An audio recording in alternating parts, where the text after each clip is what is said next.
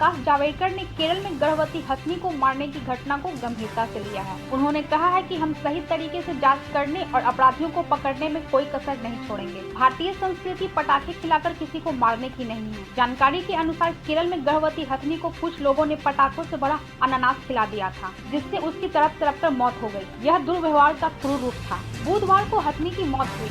हथनी के मुंह में ही यह अनानास फट गया, जिसकी वजह से उसका मुंह बुरी तरह से जख्मी हो गया।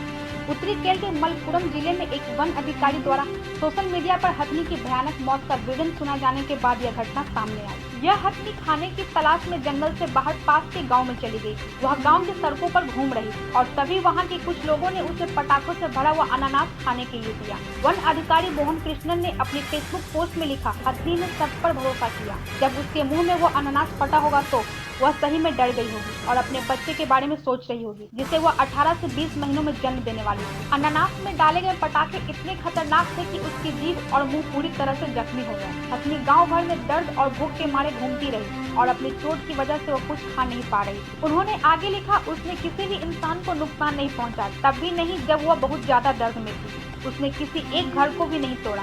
इस वजह से मैं कह रहा हूँ कि वह बहुत अच्छी थी। आखिर में वह वेलिनार नदी में जाकर खड़ी हो गई। मोहन कृष्णन ने लिखा, वन विभाग अपने साथ 2 हाथियों को लेकर गया, जिनका नाम सुंदरम और नीलकांतम है, ताकि उसे नदी से बाहर निकाल सके, लेकिन उसने किसी को अपने नजदीक नहीं आने दिया। अधिकारियों द्वारा कई घंटों तक कोशिश किए जाने के बाद भी वह बाहर नहीं आई और 27 मई को दोपहर 4 बजे पानी में खड़े खड़े उसकी मौत हो गई। इसके बाद उसे ट्रक से वापस वन ले जाया गया, जहां अधिकारियों ने उसे अंतिम विदाई दी। पिला वाले घरों को रोशन तो करते ही हैं, बच्चों का भविष्य भी संवारते हैं।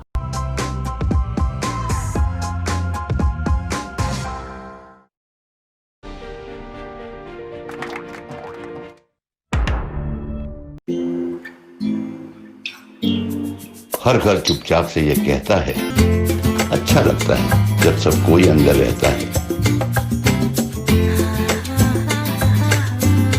Stay home, stay safe, Asian paints.